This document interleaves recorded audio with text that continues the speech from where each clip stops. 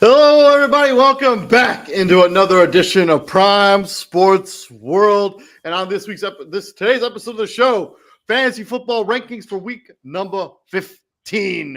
If you like what we're doing here at Prime Sports World, please like, share, and subscribe to the podcast. I'm, of course, your host, David On Point Huffman, joined by Mr. Izzy Rivera. Welcome into the show, my friend. Happy Wednesday, and congratulations to your Green Bay Packers and a hard-fought victory on Sunday afternoon. Very hard fault. And you know what? I want to say something. You know, while we're on the show, I want to apologize to David's cat. Because the whole time I thought Pace was a boy, and David said, she's a she. It's a she. And I'm like, oh damn. I'm sorry.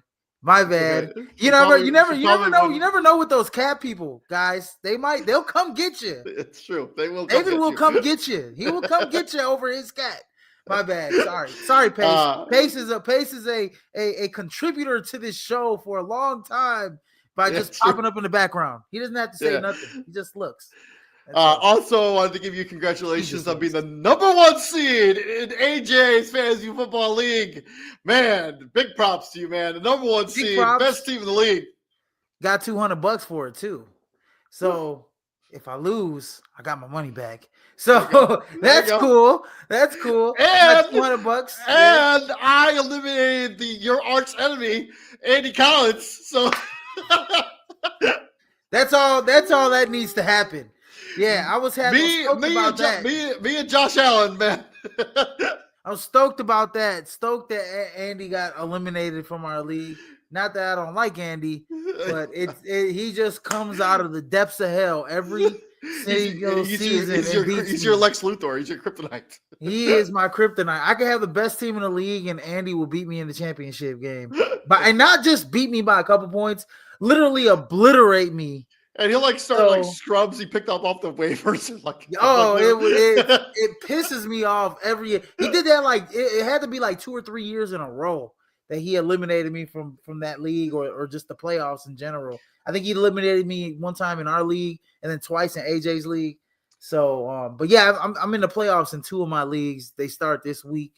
So yeah, I'm in the playoffs in three of my 4 leagues. The team that I'm with, Dan Kenny, if you remember Dan Kenny, I'm in a league with him. I've been in a league with him for a long time. I finished 1-11 in that fantasy league. I didn't finish 1-11. I'm glad I got on the board twice in our league. I couldn't buy a win to save my life, dude. I lost Joe Burrow early in that season. I'm just rotating quarterbacks every week. It was just a disaster. Man, God, man. And then there are people that actually dropped Joe Burrow. Yeah, I did that. I didn't know he was coming back. I was like, are you kidding me? I'm so mad. But anyways, yeah. Now he's balling. But yeah, I have I can make if I win my matchup against Ed, shout out to Ed, I make the playoffs in my league. So let's go, baby. Let's go. Well, in Greatest People, you guys, we actually played to week 18. For some reason, in most leagues are starting the playoffs this week. Yeah, so I like to play week 18. I think it's a challenge. But let's talk about week number 15. And unfortunately, we got to talk about some injury stuff before we can get into some rankings. And let's first talk about the major injuries that are going to affect your fantasy team. Danny Dimes, unfortunately, tore his Achilles. On Sunday. He's obviously done for the season. Up in the air what he's going to be like next season. If you're looking for somebody to replace him, Riley Leonard is dealing with a PCL injury, but he has been practicing this week. Anthony Richardson is on IR, eligible to return sometime in the near future. And then obviously they signed Phillip Rivers off of the streets, who has not played in 4 seasons. I sent a funny graphic to our group chat. The starting quarterbacks in the NFL for every NFL team the last time Phillip Rivers played an NFL game. Just for context, for the Bears, it was Mitchell Trubisky was the starting quarterback for the Chicago. Aaron Rodgers was the starting quarterback for the Green Bay Packers. The last time Phillip Rivers took a snap in a live NFL game. And then what's crazy is that last season in Indy, he was pretty good. He was pretty good. He took him to the playoffs. I mean, he looked like he had a little bit more left in the tank. I just think that when you lose and you come short year after year, it just takes a lot out of you. It's like, I'm done with this. And there's a bit of a relationship with him and Shane Steichen, right? Yep. He was the head coach. It was his first season in the NFL, I think, or it may not have been. It might have still been. He was a quarterback coach in LA. Yeah. With the Chargers, and he was like an assistant coach with Phillip Rivers for about 5 years, and he was his quarterback coach for about 4 years in LA. But James Steichen today said that they're going to decide by the end of the week which of those two guys is going to be the starting quarterback for that team. So I don't know what to make of that scenario. Riley Leonard didn't play particularly well in that game when he came in, but I mean, he didn't really get a lot of practice time. Yeah. So let's see what it looks like with some practicing. Even more important, I think, is the injury to CeeDee Lamb. Suffered a concussion in that Thursday night game against the Detroit Lions, did not return. Was practicing today in a limited extension. But if you do own CeeDee Lamb, like I do, it might be worth it just to see if you can get like Ryan Flournoy, Jordan Addison, who's playing in that same game, and then Jalen Naylor, who's also playing in that same game. So if CeeDee Lamb is, for some reason, because it's Sunday night, so there's only one other game after that game. So like if CeeDee Lamb doesn't play for some reason, you should have an insurance policy ready. You should have Jordan Addison on your roster. You should have Jalen Naylor. I mean, you should have these guys. See, the crazy thing about that CeeDee Lamb, it was a ground that caused that concussion. Yeah. And it looked like he for a split second he was out of it. You could tell like his body locked up a little bit for a split second. Then he came back to life. And like he didn't look bad on the sideline. I thought he was going to go back out there. I thought he was going to come back in, but that's why I'm like this week it's kind of weird. I think they're just being super precautious with him. But he is practicing already, so I imagine he will play. Yeah. And then Tyrod Taylor and Justin Fields both banged up, not expected to play in that game against the Jacksonville Jaguars. So Brady Cook potentially will make his first start in the National Football League. I don't know anything about Brady Cook, so my advice to you is avoid all Jets. So if you were planning on starting, Adonai Mitchell, if you're planning on starting John Mechie, or Mason Taylor at the tight end position, the only one I think is safe is Breece Lightning Hall. Even that I would be pretty hesitant about. And then if you're somebody that held on to Trey Benson all this time thinking he was going to come back, unfortunately, no. His season, they did not activate him off the IR today. It was the deadline for that. His season is officially over, and he will not return this season. So Bam Knight and Michael Carter are still the guys you want to have in that Arizona backfield for the remainder of the season, along with the Mercado, however you pronounce it. So Demario Mercado, yeah. Yeah, so... but yeah, there's some injury roundup stuff. Hopefully that doesn't affect too many fantasy teams out there. But yeah, I would keep a very close eye on that CeeDee Lamb injury. We'll have more clarity as the week goes on. Like if he's not practicing in full by Friday and he's still in the protocol, I would have an insurance policy for sure. Moving on from there, let's enough about injuries. Let's talk about some rankings of some healthy players. Let's talk about quarterbacks. My number one guy is Matthew freaking Stafford, his former team in the Detroit Lions. The injuries part of the Lions are really piling up. I think Matthew Stafford's going to have a really good day at the office as he tries to have his MVP moment against Detroit Lions. 2, Jalen Hurts. Yeah, really tough day at the office for him against the Los Angeles Chargers. But he goes up. He's got a good matchup here for the Philadelphia Eagles as they go up against the Las Vegas Raiders. Should be an opportunity for him to get back into just a good play there. 3, Josh Allen going against the New England. I think Josh Allen's just been on a tear the last couple of weeks. He's been too good not to start. Although he wasn't great against Pittsburgh. James Cook did most of the damage in that game, but he was amazing against Buffalo or against Cincinnati. And then the guy he played on Sunday, Joe Burrow, up against the Baltimore Ravens. Those teams always seem to have a shootout affair. Joe Burrow always seems to play well against the Baltimore Ravens. 5, Dak Prescott going up against the Minnesota Vikings. Obviously, this ranking hinges very much on the fact that CeeDee Lamb, I expect him to play in that game.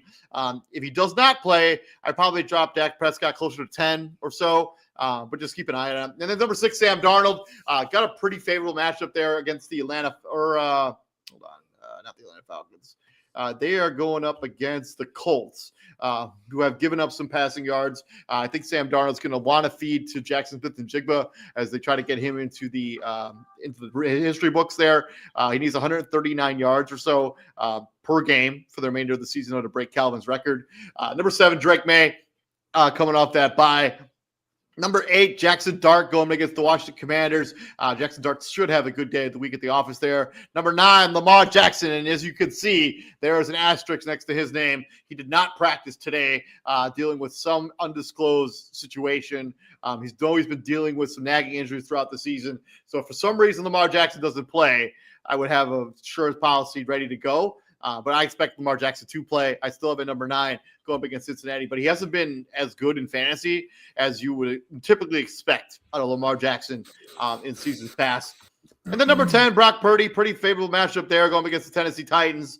And then my outside looking at it, I got Baker Mayfield playing on Thursday night. His Florida companion, Trevor Lawrence, going up against the New York Jets. And then I got Jared Goff rounding out my outside looking in, going up against the Los Angeles Rams on Sunday afternoon. And then my sneaky and day, I got Tyler Shook at 4,600. I just think his rushing totals kind of keep his value sort of steady. I think he's got 3 rushing touchdowns the last 2 weeks. Sure, the passing yards aren't really there, but if he can get in the end zone with his legs, that's pretty good fantasy value. In fact, last week, I think he had over 20 points. First time as a fantasy as a starter in the NFL, went over 20 points in the league in fantasy. Yeah, absolutely, man. I mean, he had 2 touchdowns last week. He had 3 touchdowns total. Oh no, 2 touchdowns total, 2 on the ground, and 1 interception, none through the air. And then he had 2 touchdowns. So yeah, he had 2 touchdowns in the last 3 weeks. Yeah, 21.26 fantasy points for Tyler Shook in week number, and then he had 17 points against Miami the week before. So yeah, he's been pretty steady. I mean, the last 2 weeks at least. And then his debut, he put up 18 points in that game where they upset Carolina. So I mean, he's been okay. I mean, he's been all right as the starter there for New Orleans.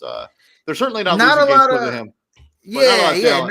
Not a lot of expectation for Tyler Shook. So whatever he can give you, rushing touchdown wise, passing touchdown wise. I mean, if you're starting Tyler Shook, I mean, you're really desperate. I'm starting Tyler. I was starting him in our. I think I had picked him up in our league at one point. Yeah, you started him when you beat me. So yeah, did I start? Yeah. Oh, that's crazy. Yeah. Anyways. No. Actually, no, you didn't. You started Jameis Winston to win off. So. Oh yeah, Jameis. Yeah, he caught that receiving touchdown. Yeah. Oh, he had a game of his life. Oh my God. Don't remind me. That was the upset of the year. Anyways, yeah, Joe Burrow, Lamar Jackson at the top of my list, and everybody should know why, because when those 2 guys play against each other, they put up instant numbers, instant classics.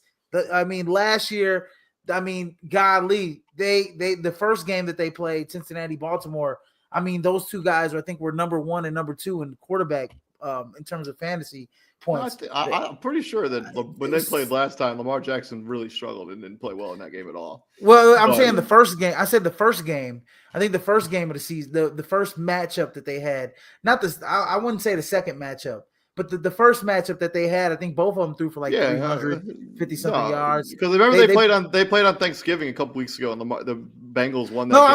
I'm talking about last year. Oh yeah, okay, my bad. Yeah, remember last year? Yeah, they had both their games last year were absolute must-see television. Yeah, that's what I'm saying. That's what I'm bringing up. My bad for the context, David. Last year they were just in like instant offense last year. So I'm hoping that probably can happen. And especially both defenses have been terrible this year, and so I think that's going to be a high scoring. There's going to be a lot of high scoring affairs this week. In my opinion, I think Rams, Lions, going to be a high scoring affair. I think,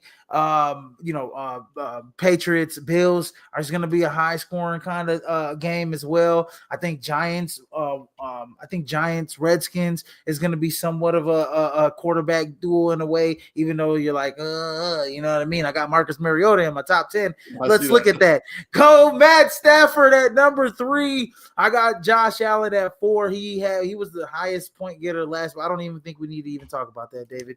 He was I think he was the highest point getter last week. Can I call it right now? He was, yeah. But yes, he was. Okay, awesome.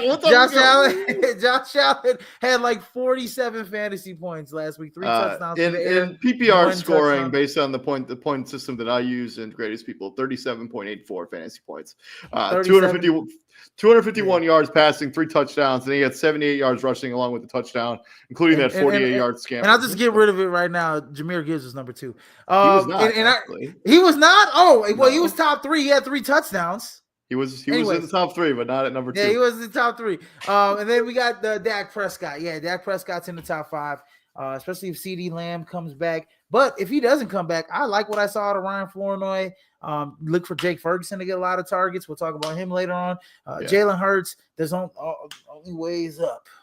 Only way is up, buddy. Yeah, I guess. Only way is up. You're going against. It can't possibly get worse. Worse than what you did. I mean, I've never seen a quarterback have 2 turnovers in one play, but hey. Yeah, it hasn't happened since like 1978. And some other statistics think it was like the 30s last time it happened. So yeah, it's crazy. Drake May at number 7. 8, Jared Goff. Yeah, like I said, I think that matchup between the Rams and the Lions is going to be a high scoring game dependent. I mean, high fantasy point, especially, I mean, we'll see how it goes, right? Because it can go either way, right? I think if the Rams get ahead a little bit, they'll start to see Jared Goff kind of air it out a little bit more, just trying to, get points back, which very well could be the case. But if they're going tit for tat, I think this is going to be a high scoring affair.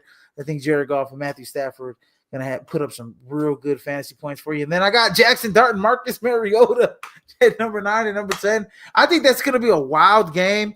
And especially like playoff starting, like, going to the waiver wire, you need a quarterback, deep league. If you're a 2-quarterback league, you ain't got a quarterback. I think you can take the risk on both of those guys. I think Marcus Mariota. I would be legitimately shocked if Jackson Dart is just sitting there in free agency in a 2-quarterback league. Yeah, absolutely, yeah. So we'll see. But I got Marcus Mariota top 10. I think that's going to be, one of those games that's going to be a wild game with the Washington Commanders and the New York Giants. And I'm outside looking in. Yeah, Patrick Mahomes going up against the Chargers at home. I'm just not impressed with the offense. They just don't look in sync. The offensive line is just not. Yeah, good. It's great. It's terrible. Yeah, it's terrible, and he's just not like able to step into his throws or anything like that. And guys look disinterested. I mean, Hollywood Brown had the long catch, I think it was a 35-yarder. After that, he was non-existent throughout the whole game. They just lack like the down, like, and they shouldn't with Worthy and Rashee Rice back. But then it's like, you got Kelsey out there and he's just like dropping passes and he just looks like a shell of himself. I hate to see it, but Patrick Mahomes is on the outside looking in. Brock Purdy and Sam Darnold, and I think you mentioned Sam Darnold.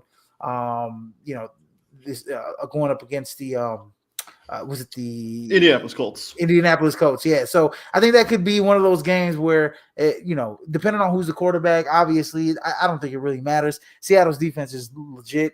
That game could be out of hand by the first half. At the end of the first half, so may not see. Well, we said that when they played against the Falcons, and like that game was 6-6 at halftime, and then the floodgates opened for Seattle. In the second half, right? It's just like it's ridiculous. And then at 6,600, I'm going Shedeur Sanders against your Chicago Bears. He threw for over 350 yards. He had a rushing touchdown. He had three passing touchdowns. I mean, he had himself a day. The only thing he didn't get was a 2-point conversion. So that's the only thing he didn't get was a 2-point conversion. So going up against the Bears, on the road, we'll see what Shedeur does. So it's going to be cold, like real cold in that game. Yeah, they'll rely on I think they'll rely on his running back, which we'll Quinshon get to in a Judkins. second. Yeah. But yeah, from those quarterbacks to those rock toters, let's talk about them running backs. Go ahead, brother. Yeah, we'll talk about Jahmyr Gibbs, number one. I mean, he had 3 touchdowns last week. And I believe he's had like what 6-7 touchdowns in the last 3 weeks. Look that up for me, David. Well, give me a second. But yeah, he's been on an absolute tear. Yeah, it's been absolutely ridiculous for Jahmyr Gibbs. I'll look it up right now, but he's been absolutely on. Yeah, he's got 5 touchdowns in the last 3 weeks, 6 touchdowns total, including 1 catching against the Giants. He had 3 touchdowns against the Giants, and then had 3 rushing touchdowns against Dallas. He's just been a do-it-all guy. 77 yards as well, catching the ball, receiving last week as well. He's been probably top 5 running back so far this year. And then number 2, Derrick Henry. Going up against Cincinnati, one of the worst run defenses in the league, one of the worst defenses in the league, period. And I just think that game is just going to be an up and down affair. And I think Baltimore just, they really hanging on by a thread here.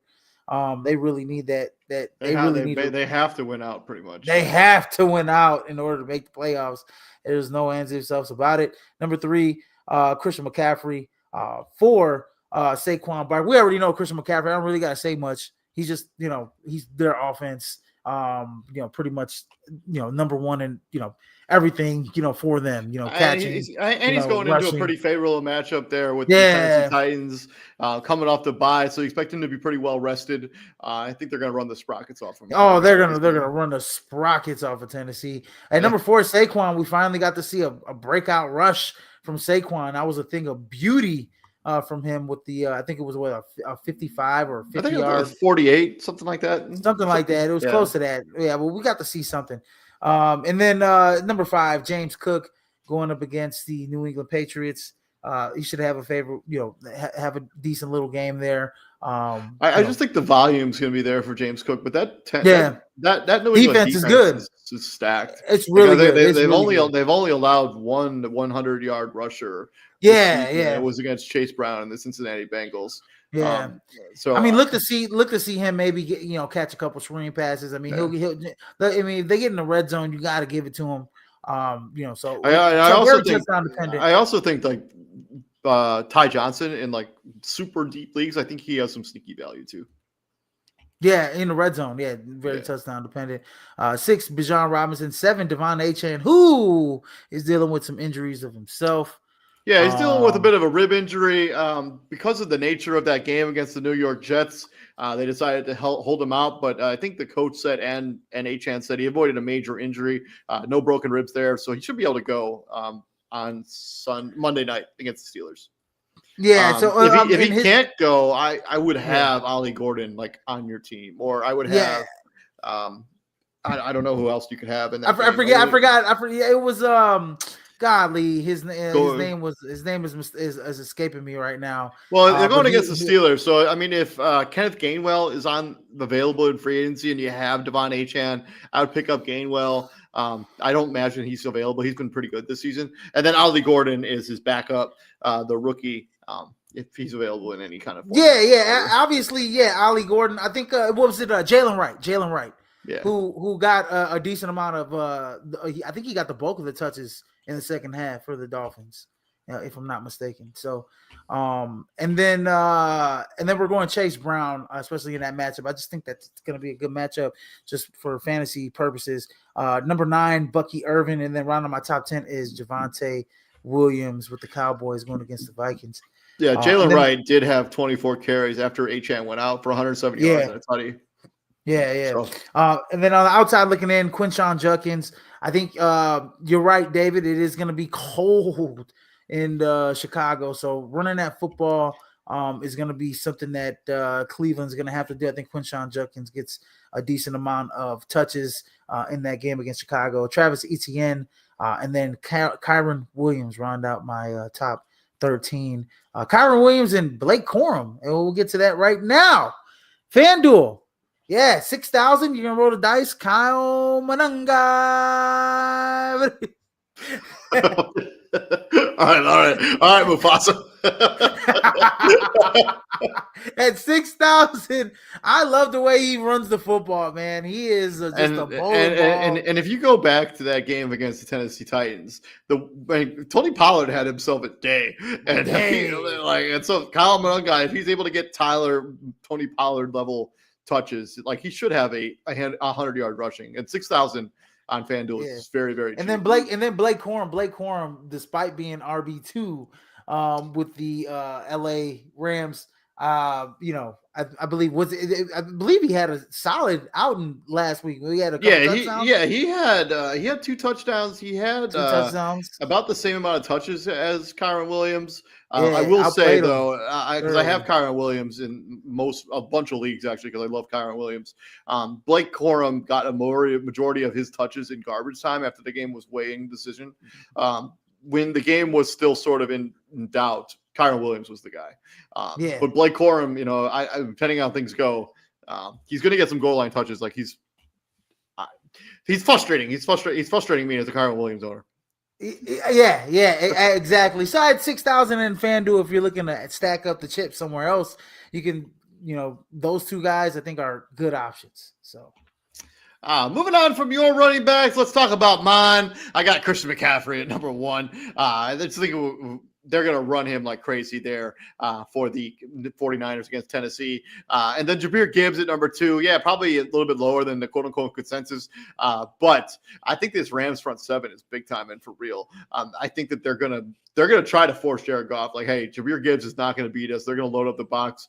Jahmyr Gibbs they're going to try to limit him as much as they can. Jonathan Taylor, the injury to Danny Dimes, I think is actually going to be good for Jonathan Taylor's fantasy value. Sorry, Colts fans, but Jonathan Taylor, his workload should be absurd now that Danny Dimes is no longer the starting quarterback. Riley Leonard or Phillip Rivers, they're going to run him 30 plus times a game. He will have crazy usage. And then number 4, Devon Achane. Yeah, I got the asterisk there because I don't know if he's going to play. I would have an insurance policy if Devon Achane is your starting running back in fantasy. I would have Kenneth Gainwell and have Jalen Wright. I'd have either of the Miami Dolphins guys. But all stat points to him being able to play, which is why I have him at number 4, because he's been incredible this season. I've been a little bit of a hater on Devon Achane, but I cannot doubt how good he's been this season. 5, Derrick Henry going up against Cincinnati. I think that's a good matchup for Derrick Henry. 6, Bijan Robinson playing tomorrow night, going up against Bucky Irving on the other side at 6 and 7. Both those guys, passing, rushing, both have really good value. James Cook, a little bit lower on James Cook, at least than you are. I think New England's defense is big time, and I think Ty Johnson's also going to eat in his touches in the passing game.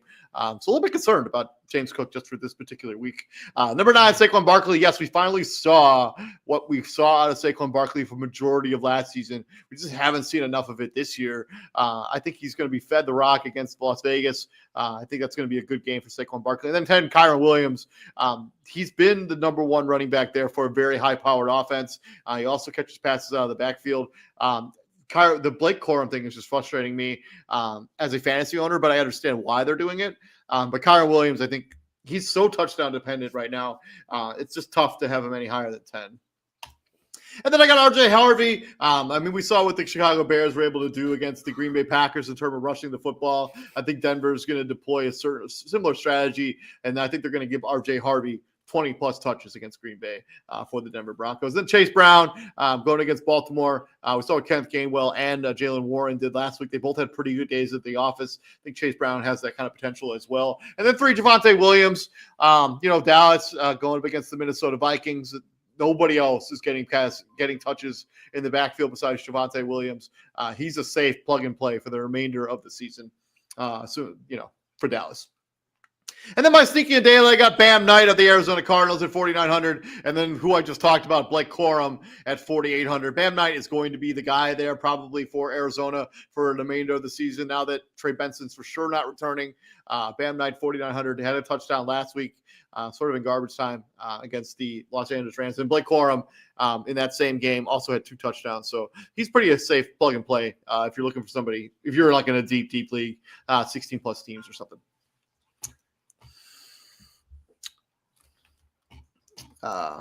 Yeah. Oh, we got a comment. Hold on a second. Oh, so we got Don't At Me Bro on the YouTube. Can't decide who wants to start a kicker. If you tell me who you have, we can give you some sort of opinion. We don't usually rank kickers because they're too difficult to just kind of predict who's going to have good fantasy value. But if you let us know who the kickers are, we can give you our opinion on who we would start at the kicker position. So shout out to you, Don't At Me Bro, on the YouTube. And also, if you have any other questions as we go through the show, please feel free to ask them. We answer all questions as we go through the broadcast here. From the running backs to our wide receivers, my number one is JSN. As I talked about at the top of the show, or at least when I talked to Sam Darnold, Jackson Smith-Njigba needs 134 yards per game for the final 4 games of the season in order to break Calvin Johnson's record. I think they're going to try to get him that record, so expect him to be fed the rock on multiple occasions in this offense, especially going up against he needs how many yards? 134 per game for the remainder of the season. Oh, yeah. He'll get it. I think he'll get it too. But yeah, he's number 1 for me. Number 2 is Puka Nacua. I was coming off a monster game against the Arizona Cardinals. That dude just can't be guarded right now. It's just absurd. And then Jamar Chase at number 3. We saw what happened. Like Jamar Chase just gets crazy targets, crazy. Especially if T. Higgins doesn't play, who's now back in the concussion protocol. Even though he did come back in that game against the Buffalo Bills, after the game, he was put back into the concussion protocol. So keep an eye on T. Higgins' status going into week number 15. But Jamar Chase is, reliable there. Number 4, I got CeeDee Lamb at number 4. I expect him to play, but I mentioned multiple times during this show, I would have an insurance policy ready to go if CeeDee Lamb is not able to go. Number 5, the Sun God, Amon-Ra St. Brown. Detroit Lions going up against the Los Angeles Rams. He came back, a gritty performance against the Cowboys with that injury. Should be fully healthy this week. Look for him to get back to his normal production. And then number 6, Tenero McMillan of the Carolina Panthers. Very nice matchup against the New Orleans Saints. So I think if you had him on your bench in his bye week, I would put him back into your starting lineup. Number 7, A.J. Brown going against the Las Vegas Raiders. This should be a get-right game for the Philadelphia Eagles and that offense. Number 8, Nico Collins. He seems to be the only one outside of Bobby Schultz's cousin to get targets there for the Houston Texans. 9, Rashee Rice. I know you had a pretty down game against the Houston Texans, but the Houston Texans are lining up on the other side of the field against Kansas City this week. They're going up against the Chargers. Should be a good game for Rashee Rice. And then quietly, Michael Wilson. Ever since Maserati Marv has been out of the picture, Michael Wilson has put up crazy fantasy numbers in the few weeks that he's been, quote-unquote, wide receiver number 1. Let's see. Since he's been wide receiver number 1, I know he had a bad game against Tampa Bay in week number 13, but he had against San Francisco 33.5 points, 21.8 points, and 37.2 points. So in 3 of the 4 games that he's been wide receiver 1, he's been over 20 points. That's pretty good fantasy value from a guy you probably just picked up off waivers and you just plug and play and started. Michael Wilson at number 10. And then my outside looking in, I got Zay Flowers, who had a monster game against the Pittsburgh Steelers in a loss, but still the target share is there for Zay Flowers. Number 2, Justin Jefferson Jetta. Seems like criminal to have him this low, but that offense just doesn't look great with J.J. McCarthy. I know they bounced back a little bit with last week against the Commanders, but I still don't think that Justin Jefferson's having a good season. And number 3, Jalen Waddle quietly had a really nice fantasy season for the Miami Dolphins. And then my sneaky and daily got Devon Vele of the New Orleans Saints. Has been very involved in that passing attack with Tyler Shook. And then Alec Minor for the Tennessee Titans has had a pretty good season for his rookie campaign for the Tennessee Titans. Pretty good value there at 3,500. And I think, the Texans should get down in that game, or the Titans, should get down in that game, and they're going to have to throw the football. And A.O. Minor, along with Cameron DK, I think also has some pretty sneaky value in fantasy. Yeah. Alec Io, man. Actually, in if you play in let's say this season a league where they have where you get credit for return yards. Cameron DK, I don't think that's his first name. DK, his last name that's for sure his last name. He has more all-purpose yards than anybody in the NFL this season. Yeah, I mean, I'm staying away from all Titans, Tennessee Titans wide receivers. I mean, he's the one thing about Alec Manor is he's getting a ton of targets a game. He's Yeah, got 67 targets on the season. He's only caught 30 balls, which means that Cam Ward is just really isn't all that accurate throwing it to him. Yeah. And so, but last week was one of those weeks where he had 7-8 fantasy points. I had him on my bench all season long. I was hoping that he'd break out. But because he's such a big body, I think next year as that offense progresses and Cam Ward progresses as a player, I think you'll start to see Eli Kyle Manor become carve out more of a role in the NFL and in that offense period. But anyways, moving on to my rankings. Yeah, at number 1, Puka Nacua, because he is just unfreaking guardable in the NFL, and nobody can guard him. It doesn't matter who you are and what you are. Maybe the closest thing, and I don't think we've seen it this year. Maybe Patrick Surtain could have a crack at him. I don't think he can guard him either. Yeah. I think it's just they just use him all over the field. He's tough because they line him up outside. They line him in a slot. They put him in orbit. They put him. They motion him. He cuts across on linebackers. He's too fast for linebackers. He's too big for his safeties and cornerback sometimes. And he's super strong. His super with his athleticism, he's not like the super fastest guy, but he's just super tough, right?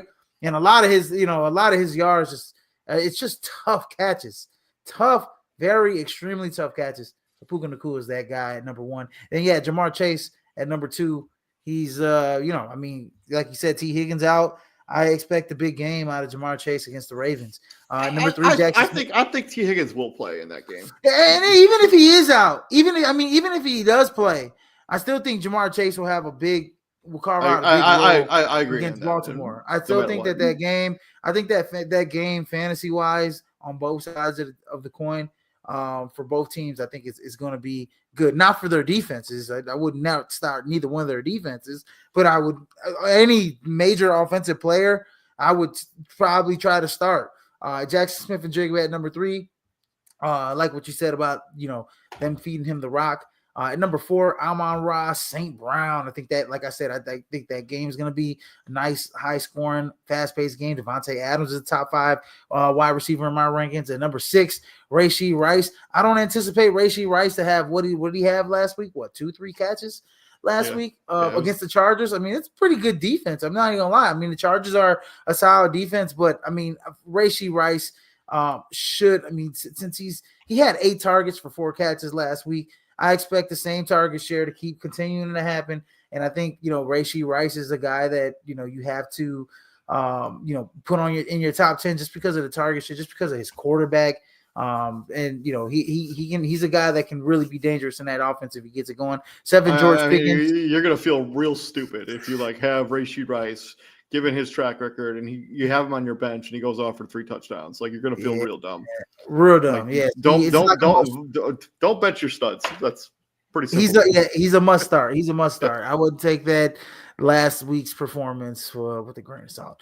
And then at number 7, George Pickens. I don't have CeeDee Lamb in here. Pretty stupid of me, maybe, but whatever. David's right with the asterisk up there. CD probably is going to play.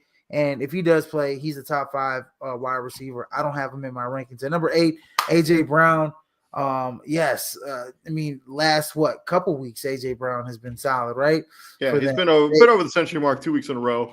Game against Chicago and against the Chargers. So yeah, he shouldn't be disgruntled at all. He's getting the football. He's getting 100 yards. It's just not equating. They're not winning. It's not equating the wins. It's just not equating the wins. Number 9, Nico Collins, who was over the century mark last week as well. Majority of it was in the first half.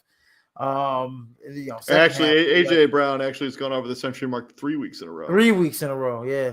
And then at number 10, Wan'Dale Robinson. Who going up against the Washington Commanders, I think he's a top 10 guy. His targets have been just tremendous. I mean, the last 5 weeks he's been targeted a ton of times. Totally the number 1 guy there. With Malik Neighbors out. Since the beginning of the season, but he's totally since November 2nd. Wan'Dale Robinson has had 11 targets, 9 targets, 14 targets, and then 8 going into their bye. So yeah. And then against Detroit, he had 156 yards. Against Washington in the first game of the season, he had 55 yards, 8 targets, 6 catches. So yeah, Wan'Dale Robinson is a guy that I'm looking at this week against the Washington Commanders. And then I'm outside looking in. I have Michael Wilson, who had an excellent game last week. I think he had 142 receiving yards and 2 touchdowns. David, is that number 2? That is number 2, yes. Michael Wilson. Yes. 37.2 fantasy points. 37.6, whatever, fantasy points. Yes. And then Teteroa McMillan finally got his name. I'm always so used to calling him T-Mac, but Teteroa McMillan outside looking in. I like him. Carolina versus was it New Orleans, right? Correct. Yes, New Orleans. And then Stephon Diggs. First game against Buffalo had a pretty damn good game. Oh yeah. He the first game. I think he had like 10 catches in that game. So man, he had over 100 yards, 10 catches. I think he had a touchdown. He was balling against his former team. So I expect Stephon Diggs to have another good game against Buffalo. And then cheap options at FanDuel, 5,700, Jerry Jeudy and Luther Burden. Expect Luther Burden to have, if Rome Odunze, I'm not sure what his status is. I haven't seen it yet, but I'm not sure if Rome is playing, but if he isn't, Luther Burden looks like that guy that Caleb Williams looks to. But going up against a Cleveland Browns defense that's pretty solid, especially if the offense could sustain drives, if they're, that could be a possibly low scoring game. And we talked about it's going to be cold, maybe not a lot of passes going on.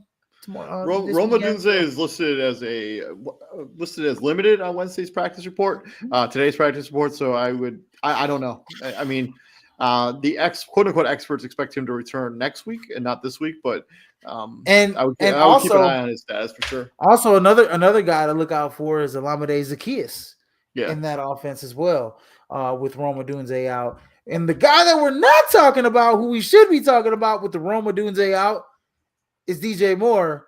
But for some reason, I mean, I talked about this early on the podcast. He is just falling out of the offensive tree. For some reason, he is just not looked at. And it's really bothersome to a lot of Bears fans and just NFL pundits. So I don't know what's going on there in Ben Johnson's offense, but Caleb Williams isn't looking towards DJ Moore a lot. He's looking they are like utilizing him in like the running game as well. I mean, I think that's just game flow. I don't know. So. Yeah, he should be a top dude, David. He should be a top 10 wide receiver.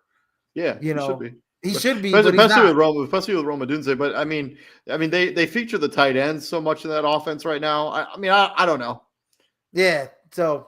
Whatever. So DK, who I was talking about a little bit earlier before we move into the tight ends. So he has 1,900 all-purpose yards. He leads all players in the National Football League in all-purpose yards by over 300. Like crazy numbers. So Christian DK from Tennessee. Yeah, like 1,900 all-purpose yards. Most of that is in kick return yards, where he has 1,300 yards. 1,300 of those. But still, if you're in a league that counts that stuff, he's probably been a money fantasy player. That's so funny, man. From those wide receivers, let's talk about them bulkier pass catchers, the tight ends. Go ahead, brother.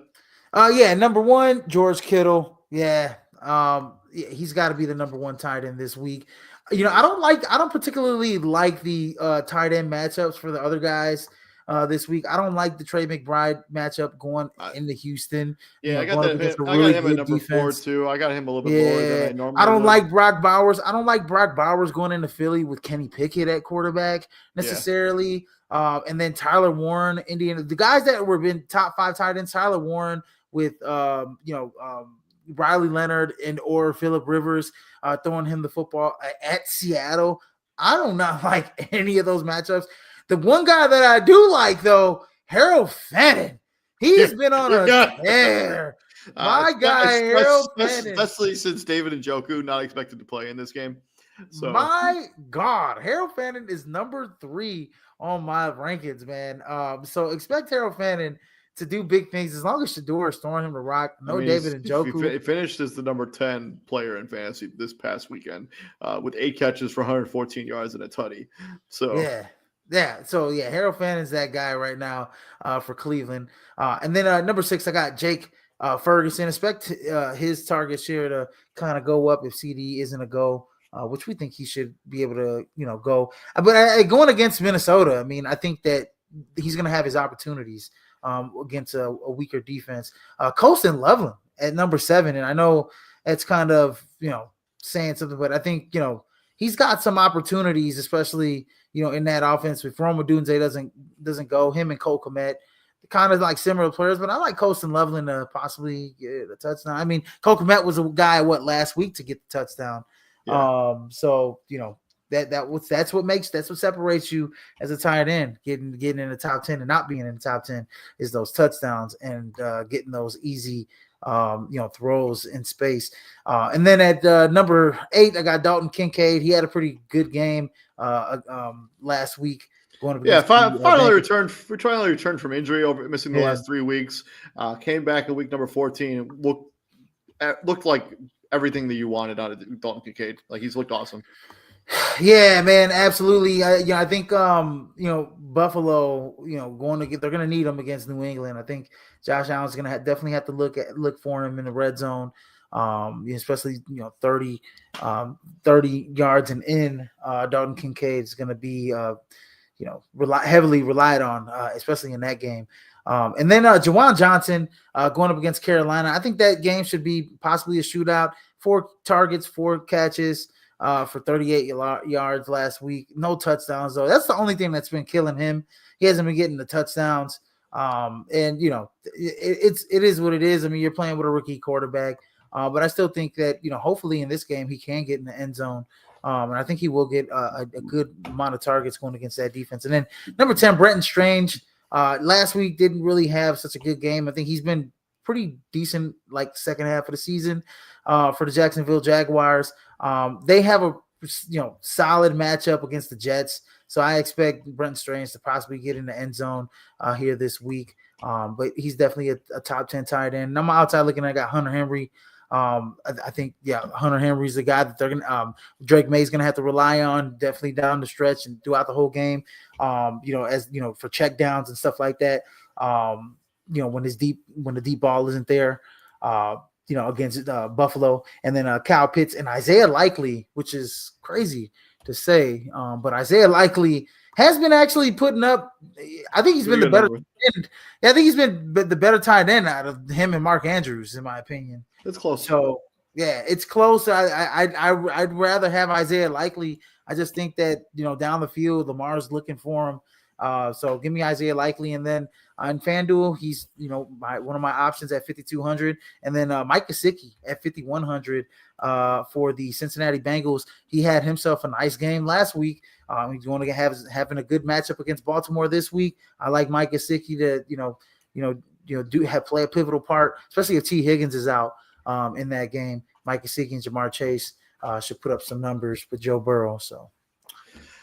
Moving on from your tight ends over to mine. Yeah, I got George Kittle at number 1. I got 2 reliables kind of at 1 and 2. I think Travis Kelce's going to want to prove something against the Los Angeles Chargers after an abysmal performance against the I'm out on Houston him. Texans. So I'm going to give Travis Kelce one more dice roll. And then Harold Fanning Jr. Yeah, I mean, if David Njoku's out, I think he's an easy top 3 tight end. And then I got guys that I'm a little bit lower on than maybe I would normally be with Trey McBride, Brock Bowers, and Tyler Warren. Trey McBride because of the defense, Brock Bowers because of the quarterback, Tyler Warren because of the quarterback. Number 7, Brenton Strange. Yeah, he had a down game last week against the Indianapolis Colts, but they were up by a pretty substantial margin for a majority of that game. Going up against the Jets should have a pretty favorable matchup. And Trevor Lawrence quietly is having a really solid season. He's not turning the football over. So kudos to the Jacksonville Jaguars. And they're money at home. I know they're on the road this week, but at home, I would not bet against Jacksonville at all. They are like money at home. He plays the best at home. Yeah, So Liam Cohen seems to be getting the best out of this offense right now. So, I mean, great yeah. hire there. Kyle Pitts Sr., still no Drake London. I mean, even with Kirk Cousins, I think I like him at number 8. At number 9, Dalton Kincaid. I probably should have him over Brenton Strange and Kyle Pitts Sr. I'm really high on Dalton Kincaid going forward. He's become that number 1 target for Josh Allen and the Buffalo Bills. Number 10, Jake Ferguson. Yeah, if CeeDee Lamb isn't a go, Jake Ferguson probably should be higher on my rankings. And then Mark Andrews, still reliable there. Hunter Henry, the escape bell, the reliable trustee for Drake May. And then Bobby Schultz's cousin, Dalton Schultz, who still has a very nice target share there for the Houston Texans. But yeah, a little bit lower on him than I was in the recent weeks. I just think that offense for the Houston Texans hasn't been all that good this season. Like, that's putting it nicely. And then my sneaky and daily, I got Mr. Touchdown Vulture himself, Mr. Colby Parkinson, who has a touchdown in 4 out of 5 weeks. So like he has like, so 4 catches, 1 touchdown, 2 catches, 1 touchdown, 4 catches, 1 touchdown. And then he didn't have a touchdown against Carolina, a game they lost. So the key to the Rams winning games is to get Colby Parkinson a touchdown. So against Arizona last week, 3 touchdowns, 3 catches, 1 touchdown. So yeah, Colby Parkinson is just hawking touchdowns. But yeah, shout out to him. I think he's a good play in fantasy. Also Davis Allen, another tight end in that offense, also pretty good value there in DraftKings. But Colby Parkinson, I think he has really good value at 3,200 on DraftKings. And that offense, they run 12 personnel, so they're running 2 tight ends like a lot of the time. So Colby Parkinson, especially off if they get the run, they're getting the run game going, especially off of play action passes on the corner routes, rollouts. Colby Parkinson's a guy that, man, you can't overlook. Especially it's like too bad that like Tyler Higbee has kind of become a shell of his former self following injuries. Like he hasn't been good since that injury. So Davis Allen, Colby Parkinson, those are 2 guys to keep an eye on for when it comes to sneaky and daily and DraftKings. From the other side of the football, these defensive rankings, my number 1 defense is the Houston Texans, going up against the Arizona Cardinals, I think. Yes, Arizona Cardinals. Yeah, I think the Houston Texans, that defense is so for real. It doesn't matter who the matchup is. Seattle Seahawks going up against Riley Leonard / Phillip Rivers, Indianapolis Colts. Philadelphia Eagles going up against Kenny Pickett, who they know very well, in the Las Vegas Raiders. That would be crazy if Kenny Pickett just rips them up on the road. Mean, yeah, but I don't think that's going to happen. That's not going to happen, but I'm just saying it would be fun. San Francisco 49ers going up against the Tennessee Titans and Cam Ward. I think their offensive output in week number 13 is going to be an outlier. 14 is an absolute outlier. They will not have that performance again this season. And then the Jacksonville Jaguars at number 5 going up against who is probably Brady Cook for the New York Jets. I mean, I don't know what to make of that. Brady, I think Brady Cook is rookie out of Missouri. I literally have I do not know. I believe so. I believe he's the rookie out of. I believe he's a rookie. He used to go to University of Missouri. Strong arm, but yeah, I don't. I never ever have trusted a Missouri quarterback ever. They don't have. I mean, Drew Lock was decent in the NFL. I mean, Drew Lock, Blaine Gabbert. Who else? Well, you know what? I will say this. This guy, what's his name? Chase Daniel was pretty solid. You know. Okay, all right, sure. He was a backup. He was like the most highest paid backup for a long time. Yeah. So I mean, he can really hold that clipboard. Let me tell you. But dude, he put up crazy numbers at Missouri. I mean, everybody gets drafted in the NFL put up crazy numbers in college. Unless you're Tim Boyle. No, Missouri quarterbacks put up some serious numbers, bro. Like some inflated numbers, and then they're just like, it's like, oh yeah, this quarterback, he gets drafted in the NFL, he's nothing. You know what I mean? So. Anyways, the Jacksonville Jaguars at number 5, probably too low on the Jaguars. They probably should be up a little bit higher because the Jets are just going to be a mess if they don't have at least Justin Fields or Tyrod Taylor at quarterback. And then my outside looking, I got the Tampa Bay Buccaneers playing tomorrow night against the Atlanta Falcons. And then playing against each other, I got the Broncos and the Packers at 2 and 3. I just couldn't really pick between those 2 teams. I think that's going to be a low-scoring game between those two franchises. The Broncos defense is for real. The Packers defense is for real. And we never really know what version of Bo Nix we're going to see from game to game. So I think you can roll the dice on either of those two defenses. And then my sneaky and daily is also the Green Bay Packers at 2,800. They're at the bottom 10 in terms of value when it comes to defenses. I just think that's criminal. So, man, the only thing, man, Denver's at home and they've won what, 10 in a row? 11, something like that. 11 in a row. Crazy. Yeah, not a good week for defenses. There are, I mean, the Seahawks and the Texans are must starts, obviously.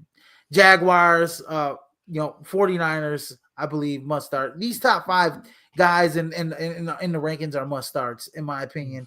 I mean, you got the Eagles going against a backup quarterback. You got the 49ers, going up against Cam Ward and the Tennessee Titans. The Jaguars going up against Brady Cook and the New York Jets. You know what I mean? And Seattle has been on a tear defensively, going up against whoever the hell is that quarterback, Riley Leonard or Phillip Rivers. That's a bad matchup for both of those guys to go into a loud Seattle. You know what I mean? Like, what is going on here? And then Houston's been playing out of their mind. And then on the outside looking in, I got the Chicago Bears. You can actually possibly, Bears, Browns. I think they're going to have similar outputs. Same thing that you did, right? Broncos, Packers. I think they're going to have similar outputs. I think that those two games are going to be low scoring possible games. And then I got the Pittsburgh Steelers. They're on the outside looking in, along with the Cowboys, who, obviously their defense is not that great, but JJ McCarthy, one good game. This offensive line hasn't been good. If you can get a touchdown and you got what's his name in the backfield returning kicks, Devontae Turpin. I could see the Cowboys defense having a gem of a game against Minnesota this week. And we know when they were really good in fantasy, what was that, 3 years ago? They were super they had the best turnover to end point per game differential as a defensive unit. When they had Deron Bland picking off and pick six in everybody like every damn week, and Trayvon Diggs was picking everybody off, and that defense was just flying around the field. I think if they can get back to that this weekend, just see a glimmer of that. I know they added Quinnen Williams a few weeks back, so that shored up the run a little bit for Dallas. And we all know Aaron Jones has really good games against Dallas coming back home. So we'll see how that goes. But against the run defense, it's gotten a little bit better. This isn't the Detroit Lions, guys. The Minnesota Vikings are rolling in a time with JJ McCarthy, who's had one good game all season. I'm going with the Cowboys defense, taking a chance. I'm gonna have 4,200 in FanDuel. I'm going with the Kansas City Chiefs. It's a divisional game at home. That Chiefs defense was playing really good against Houston. I don't even think in a second. If it wasn't for Andy Reid, in that third quarter, they gave up -2 yards in the third quarter. And I want to say this: Justin Herbert did not look 100% last week. No, he looked terrible. He looked terrible. Terrible. He's got a broken hand, a fractured hand. He's got a busted up elbow. He looks bad. And if they're gonna try and run the football, good luck. Because they really couldn't do it against Philly. They're definitely not gonna do it against Kansas City. I just think it's a bad matchup late in the season for LA, going up against the Chiefs this week. So. And that's been our fantasy football rankings. Hopefully these rankings help you get your fantasy football lineup right as we head into the playoffs. And we do every single week here at Fantasy Football Weekly, we are going to name the top 5 fantasy scorers. And since we already got 3 of them, can you name the other 2 guys? Obviously, we have Josh Allen with 37.84, Michael Wilson with 37.2, and then Jahmyr Gibbs at 37. Can you name the other 2 guys in the top 5? Puka Nacua is number 4. Puka Nacua is number 4 with 35.7 fantasy points, 7 catches, 167 yards, and 2 tutties. Yes, and I'm not looking at anything either. By the way, guys. And then I want to say, Blake Corum. Blake Corum was number, I think 9, if this math is correct. 26.1 fantasy points, 12 carries for 128 yards and 2 touchdowns. He also had 1 catch for 3 yards. Oh, okay. Let's go. Shedeur Sanders. Shedeur Sanders was the number 5 fantasy football quarterback. He had 364 yards passing, 3 touchdowns and a pick. He also ran for 3 times for 29 yards and a touchdown. Good for 33.46 fantasy points. Rounding out the top 10 is Jackson Smith-Njigba, Tony Pollard, T. Higgins, and Ryan Flournoy. So good, big boy. Good production. I didn't realize how big Ryan Flournoy was. He's a pretty big wide receiver, 6'2", 6'3", pretty fast. He showed up a little bit last week, so I don't know. Yeah. We'll see. I think if CeeDee Lamb doesn't play, I would have him on my roster. I would just literally swap him. If CeeDee Lamb is unable to go. Absolutely. But when it's all said and done in week number 15, who's going to be the highest scorer in fantasy football? Oh man, this is good. This is a good one. I think there's going to be some high scoring games this week. If I had to choose, man, let me get Jamar Chase against the Ravens. He'll have 3 touchdowns, over 150 yards receiving. He'll have 15 catches. He'll just obliterate the Ravens this week. Let's go. I'm going with Matthew Stafford as he puts the final stamp on his MVP campaign. I think Matthew Stafford has a monster game against his former team in Detroit. He may not win the game, but he's going to have an absolute clinic stat line. That secondary. He almost threw for 300 yards, I think, in the first half last week. Yeah. So it was that secondary for Detroit is all banged up. I think Matthew Stafford's going to have a monster game in the air. I think he's going to put his stamp on the MVP in week number 15. But yeah, thank you very much for joining us. This has been our 25-26 fantasy football ranking show, week number 15 edition. If you like what we're doing here at Prime Sports World, please like, share, and subscribe to the podcast. I'm David Huppman. There's Izzy Rivera. And Izzy, what do we do here at the Prime, my friend? We bring the heat, ladies and gentlemen. Bring in the heat 24/7. And we're going to need some heat in Chicago because it's going to be cold. And David's got a lot of heat where he's from.